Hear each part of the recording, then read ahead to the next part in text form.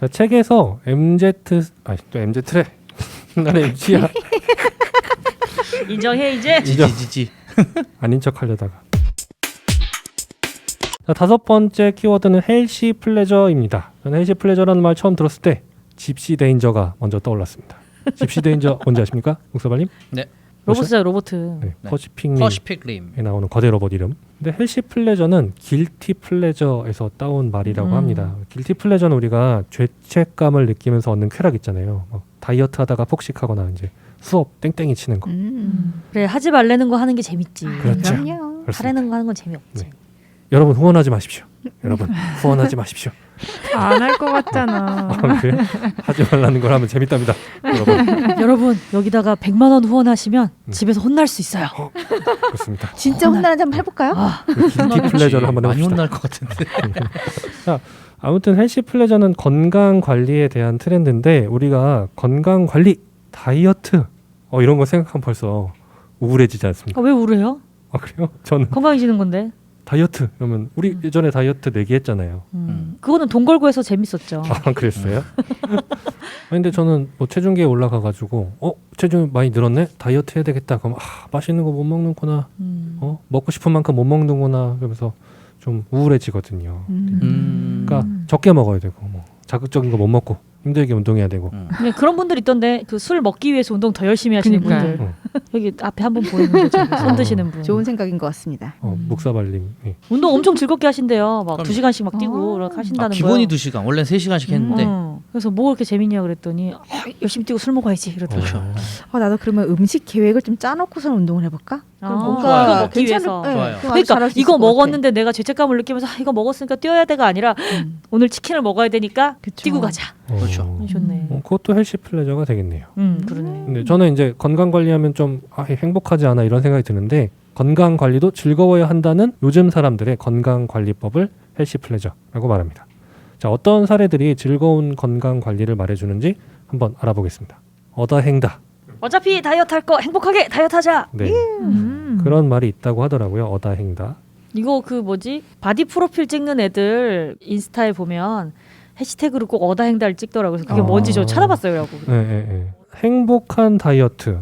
이게 어떻게 보면 모순되는 표현일 것 같은데 최근에 맛있는 다이어트 음식 덕분에 가능해졌습니다. 곤약 떡볶이, 닭가슴살 만두, 초콜릿 맛 단백질 브라우니, 와우. 딸기 맛 무설탕 아이스크림 이런 것처럼 저칼로리 다이어트 음식이 많아졌습니다. 저 최근에 다이어트 하겠다고 냉동 곤약 볶음밥 시켜 먹었거든요. 맛있는 거예요. 곤약인지 전혀 모르겠어요. 단점이 있는데 맛있고 저칼로리니까 3개 먹습니다. 이렇게 맛과 건강은 양립할 수 없을 것 같았는데 이제는 가능해진 것 같습니다. 또 피로 관리, 잘 쉬는 법에 대해서 다들 관심이 많아졌습니다. 책에 베개 유목민 얘기가 나오거든요.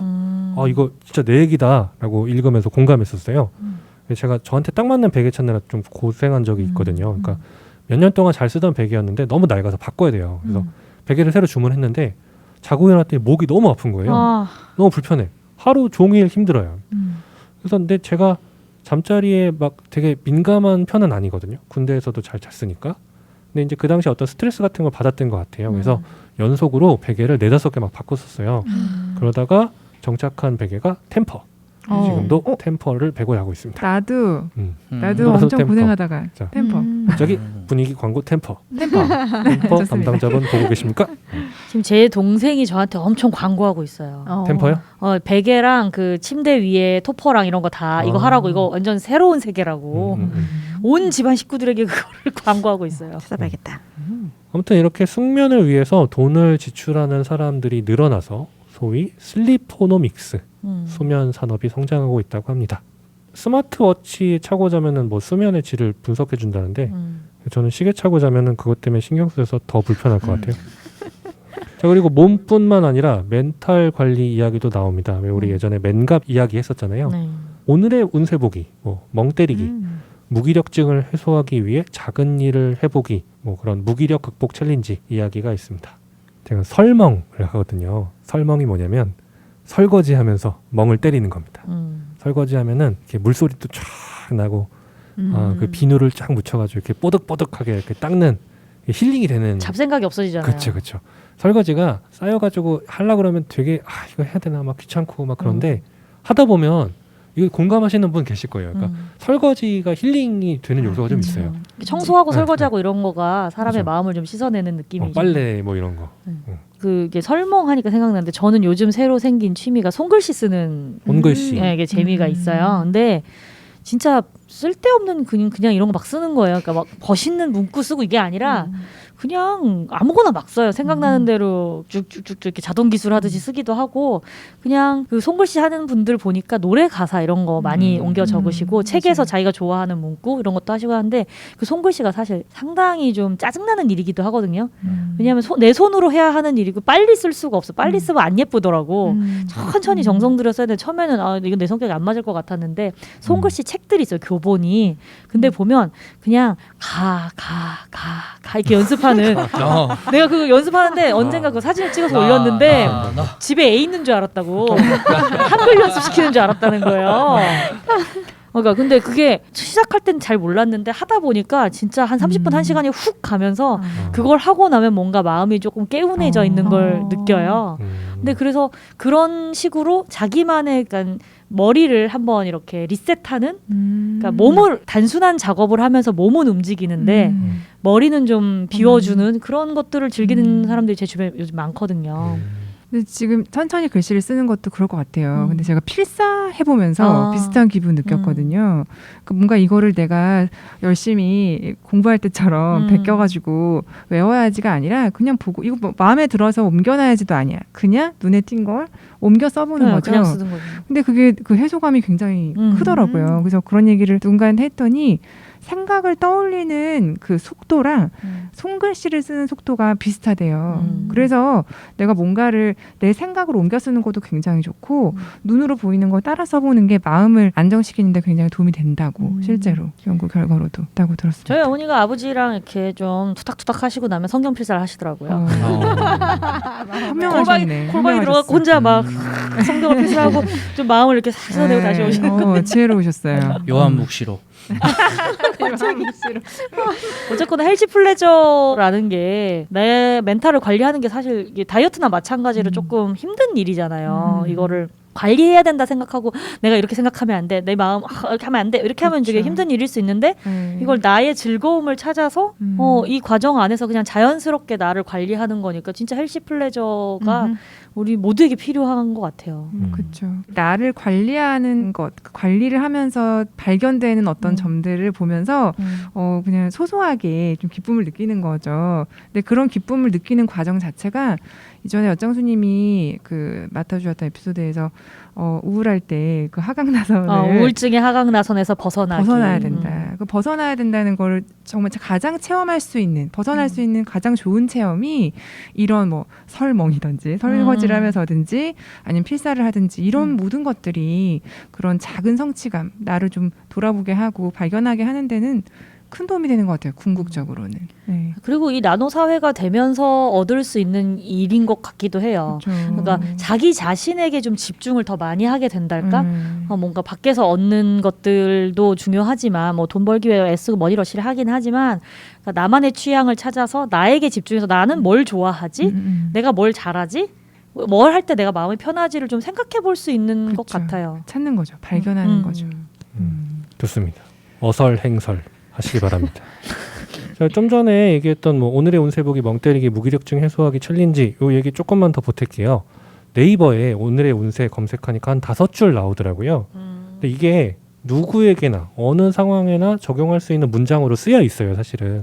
이게 듣는 그쵸? 사람이 듣는 내 얘기 같다 하고 생각하고 들으면 다 내 얘기 같고. 근데 그걸 알면서도 제가 그걸 딱 보면서 내 상황 중에 이 문장이랑 맞는 거를 막 연결시켜요. 그러면서 좀 위로가 되더라고요. 그러니까 생년월일 같은 사람이 뭐 죄다 같은 운명일 수 없다. 이걸 알면서도 묘하게 위로되는 부분이 있었습니다. 자, 건강관리는 어느 시대에나 중요했지만 역시 요즘은 코로나 시대니까 더 건강의 중요성이 부각되는 것 같아요. 나노사회 트렌드 때문에 믿을 건 나뿐이다. 내 건강은 내가 챙겨야 돼. 이런 생각이 더 커지는 것 같습니다. 이건 좀 슬프다. 그리고 또 얼리케어 신드롬 양상이 증가하고 있다고 합니다. 예방의학이죠.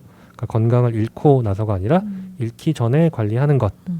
알고는 있는데 실천이 잘 안 돼서 이 트렌드는 제가 적극적으로 따라할 만한 트렌드인 것 같습니다. 또 멘탈 관리를 위한 상담 시장 규모도 커질 것으로 예상된다고 합니다. 자, 이렇게 진부한 패러다임으로 받아들여지던 건강 관리가 즐거워야 한다로 바뀌고 있고 또 내년에도 지속될 것으로 보입니다. 우리 건강합시다. 건강합시다. 오늘의 마지막 6번째 트렌드 키워드는 엑스틴입니다. 책에서는 엑스틴 is back이라고 나옵니다. 엑스틴은 10대 자녀와 라이프 스타일을 공유하는 10대 같은 X세대를 말하는 신조어입니다. 요새 어딜 가나 MZ세대가 어떻다라는 말이 되게 많이 들리는데 사실 영어 이니셜 세대론의 첫 시작은 X세대 아니겠습니까? 그럼요. 그리고 X세대야말로 기존과 다른 사고방식과 라이프 스타일을 보여줘서 등장 자체로 사회에 큰 충격을 줬던 세대였죠. 여기도 X세대와 MZ세대가 같이 있습니다. 누가 X인지는 상상에 맡기겠습니다. 목사발님은 제가 알기로 386세대입니다. 제 생각에 MZ 글씨로 딱 보여주면서 읽어봐 해가지고 MZ로 읽으면 X, MZ로 읽으면 MZ세대가 아닐까. 근데 X세대 얘기할 때도 그 당시 X세대 뭐 이렇게 하면 아 쟤넨 뭐야?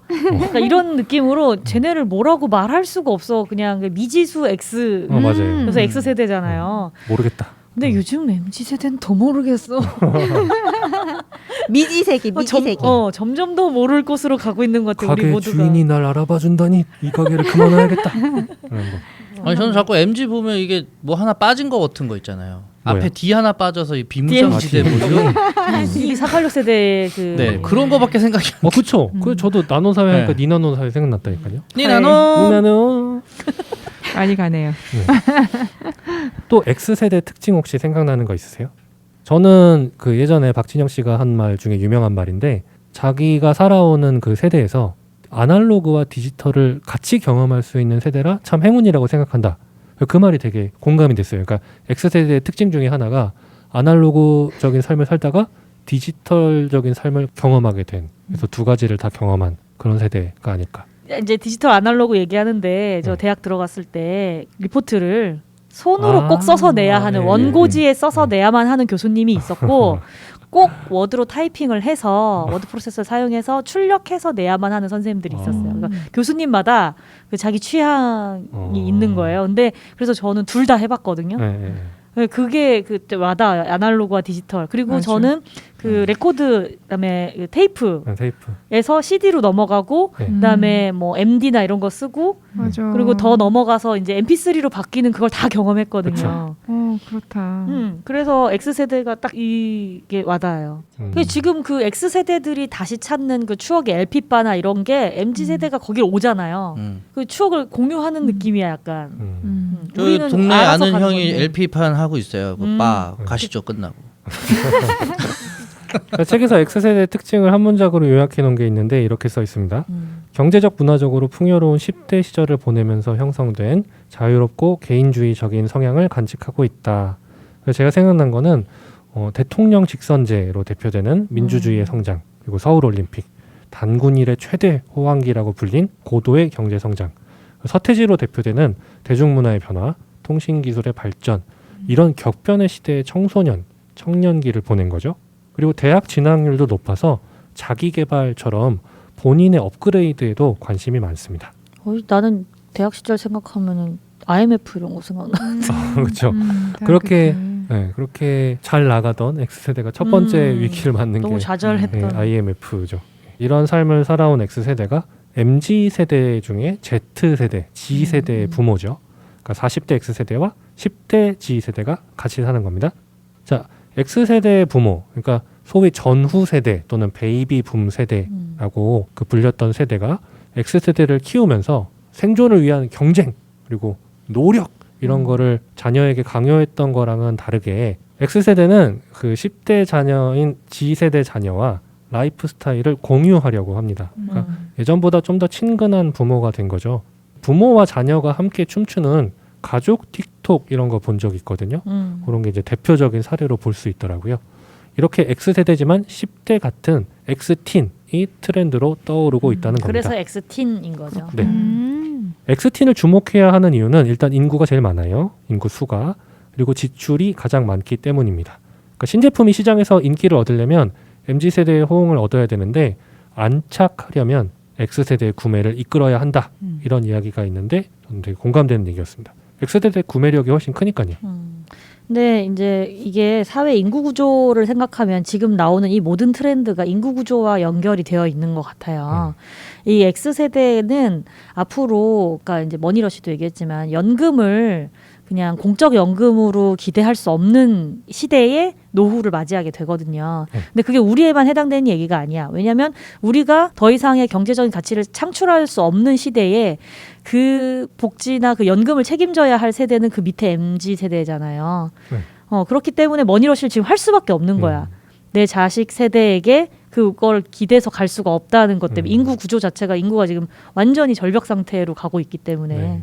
이게 지금 22년 트렌드의 그 부분이 아주 큰 것 같아요. 무자식이 상팔자다.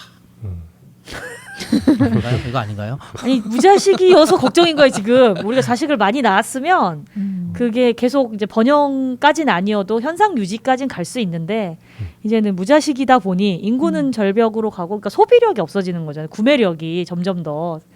네, 그렇게 되면은 회사 입장에서도 물건을 만들어도 살 사람이 없어질 수 있다는 거죠. 그냥 노동력이 줄어드는 것 정도가 문제가 아니라 오히려 노동력 같은 건 다 기계가 대신할 수 있게 되겠지만 인구 절벽에 맞닥뜨리게 되면 건강도 그런 거야. 내가 나중에 만약에 병이 들거나 뭔가 갑작스럽게 건강에 지출을 의료비를 많이 해야 돼. 그게 두려워질 수밖에 없는 거죠. 그러니까 건강도 지금 챙겨서 그리고 일찍 케어를 해야 되고 그리고 머니러시에서 돈도 노후 자금도 모아놔야 되고 이 모든 게 그거 연결되어 있는 것 같아요. 자, 자녀와 친하게 지낸다라는 얘기를 좀 전에 드렸는데 이게 기본적으로는 가치관이 비슷하기 때문이라는 이야기가 있습니다. 그러니까 살면서 공부라는 노력만이 다가 아니다라는 걸 X세대가 직접 깨닫고 난 다음에 자녀한테는 그거를 막 강요하지는 않는 거죠. 그러면서 이제 자녀가 자신이 원하는 길을 잘 갈 수 있게 도와주는 부모의 모습을 보인다고 합니다. 저는 책에서 1975년생 기준으로 확실히 사고방식이 달라요 라는 문장을 보고 너무 반가웠어요. 나만 그렇게 생각하는 게 아니었구나 라는 생각이 들어서 제 주변이 실제로 이렇습니다. 그러니까 평균 75년생보다 나이가 많은 아빠는 가부장적인 모습이 좀 남아있다라는 생각이 들고요. 75년생 이후생들은 확실히 가부장적인 모습이 좀 옅어지는 게 보입니다. 물론 뭐 76년생 꼰대 아빠, 뭐 74년생 프렌디도 있을 수 있겠지만 이게 제 주변 상황을 잘 설명하는 문장이라서 되게 공감돼서 좋았습니다. 자, X세대가 제 또래이기 때문에 2022 트렌드로 선정돼서 되게 반가웠고요. X세대가 어른이 돼서 만드는 가정과 사회의 모습이 제가 원하던 것과 비슷해서 좋았습니다. 대한민국 X틴들 다들 화이팅입니다. 자, 이렇게 오늘 트렌드 코리아 2022를 다뤄봤습니다. 오늘 다루지 않은 4개 트렌드, 바른 생활 루틴이 실제감 테크, 라이크 커머스, 내러티브 자본에 대한 내용은 트렌드 코리아 책에서 확인해 주시기 바랍니다. 이게 진짜 재밌는 내용인데.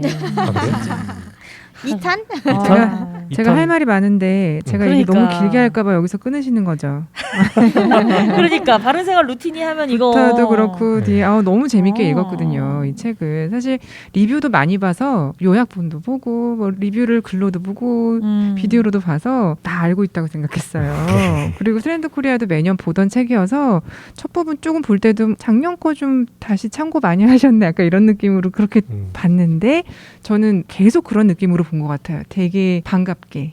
예, 실제로 그래서 책을 보면 이렇게 저희 이야기 듣는 거랑 다른 재미를 느끼실 수 있을 것 같아서 이 뒤에 얘기하고 싶네요. 발제 언제든 환영합니다. 또 오늘 소감 한마디씩 해주십시오. 근데 저는 그런 생각이 들었어요. 이게 트렌디하다 뭐 이런 거에 있어서 이제 쫓아가고 이런 거보다는 느낌이 뭐냐면 제가 그냥 제 나름대로 여태까지 살아왔던 것들이 어느 순간 또 트렌드처럼 되어 있더라고요. 지금 얘기를 나누다 보면은 그렇죠. 그러니까 그런 부분에 있어서는 트렌디한 사람이구나 나도. 그렇지만 이렇게 뭔가 쫓아가는 거는 좀 덜하지만 예. 그러니까 그런 것들이 약간 공존하게 느낌이 좀 있어가지고 그런 생각이 들었어요. 이게 저는 이제 X세대다. 아날로그와 디지털을 뭐 이런 세대. 텐잡러 목사발림이었습니다. 텐잡너입니다. X10 아니고 X10. 아니 그래서 열심히 저는 진짜 재밌게 저만의 생각으로 이렇게 살다 보니까 트렌디한 부분도 이만큼은 가지고 있구나 이런 생각에 조금 안심을 하면서 오늘 마무리를 하면 좋을 것 같아요.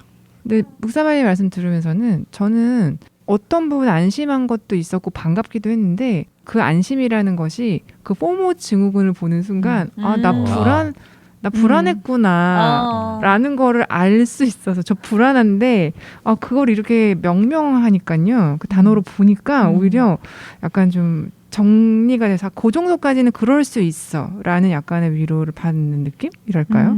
예, 그러기도 했어요. 그리고 과하게 불안한 점도 있었구나. 요건 내가 몰랐는데 결국 내 트렌드로 생각해서 밀고 나가도 되겠네. 불안할 필요 없었네. 여러 가지로 좀 면면을 보게 되더라고요. 병명을 확정받아서 확정받아서. 안심이 되네. 네. 병명은 아니다. 그렇죠. 안고 가자. 치유 안 된다. 이런 거죠. 저도 저 혼자 저는 그냥 이렇게 생각하는구나, 나는 이렇게 생각하는데 이게 그냥 나만 그렇겠지라고 했던 부분들을 이 책 보면서 뭐 나노 사회 부분도 그렇고 머니러시 부분도 그렇고 되게 공감되는 내용이 많았어요. 저 대학교 때부터 엔잡러였거든요. 되게 맞아. 다양한 일을 하는 거를 좋아하기도 하고 그냥 여러 군데 파이프를 꽂아 놓으면 조금 한두 개가 펑크가 나도 살 수 있다. 뭐 이런 생각으로 그렇게 살아왔었는데 지금 사회가 저를 위한 사회인 것 같다는 생각이 앞서갔어. 너무 일찍 태어났어. 너무 일찍 태어났네요. 20년만. 20년. 나이 나오나요? 그렇습니다. 되게 좋았어요. 재미있기도 하고 뭔가 아까 말씀 주셨듯이 병명을 이제 파악을 당한 것 같아서 내년에는 내렸어. 진단받은 것 같아서 내년에는 이걸 위주로 해서 뭔가 해봐야겠다. 여장수님. 네, 일단 뭐 1년 만에 이렇게 같이 방송을 하고 있으니까 그 매주 하던 시절이 막 떠오르면서 힘들었다. 이걸 어떻게 매주 했지? 막 2번 하니까. 2번 연속했더니 이걸 어떻게 매주 했지? 이런 생각이 드는데 즐거웠고요. 저는 사실 트렌드 코리아 책이 나오는 사실은 계속 알고 있었지만 애써 외면했어요. 제가 이제 뭐 트렌디한 사람도 아니기도 하거니와 근데 이 책이 제일 크게 도움되는 부분은 뭐냐면 우리가 이런 현상을 지금 이 책의 내용들을 하면서 나도 그런데 맞아 그렇지 참 맞아 요즘 주변 다 그렇지 이렇게 알지만 이거를 이렇게 통찰력 있게 정리를 해서 보기가 힘들잖아요. 우리 개개인이 우리가 무슨 이런 연구자도 아니고 그런데 이 책에서는 그걸 아주 이렇게 일목요연하게 그리고 또 사람들이 느끼고는 있는데 정리하지 못했던 부분들 이런 저처럼. 거를 이렇게 가려운 것을 긁어주는 그러니까 이게 노스라 김난도 이런 얘기 했었지만 그러니까 예언서라기보다 아니. 지금의 현 상황을 바탕으로 그래서 이런 추세가 계속 될 것이다를 예상하는 책이잖아요. 그러니까 이 통찰력을 배우기 위해서 플러스 그다음에 내가 지금 어디쯤 와 있는가. 그러니까 꼭 내가 뒤떨어져 있는가 아닌가 뭐 포모 증후군 이런 맥락이 아니라 사회는 어떻게 가고 있고 나는 그렇다면 어떻게 갈 것인가를 좀 이렇게 생각해 볼 수 있는 기회가 돼서 정말 행복하고 재미있었습니다. 좋습니다. 자, 어느새 2021년이 다 갔습니다. 오늘 트렌드 코리아 2022 이야기를 하면서 올해 정리와 내년 준비를 한 것 같아 좋았습니다. 별책 프로 청취자 여러분들께서도 올해 마무리 잘 하시고요. 행복한 연말 되시길 바라겠습니다. 자, 그럼 트렌드 코리아 리뷰를 마치겠습니다. 함께 해주셔서 감사합니다. 감사합니다. 고맙습니다. 니나노. 네.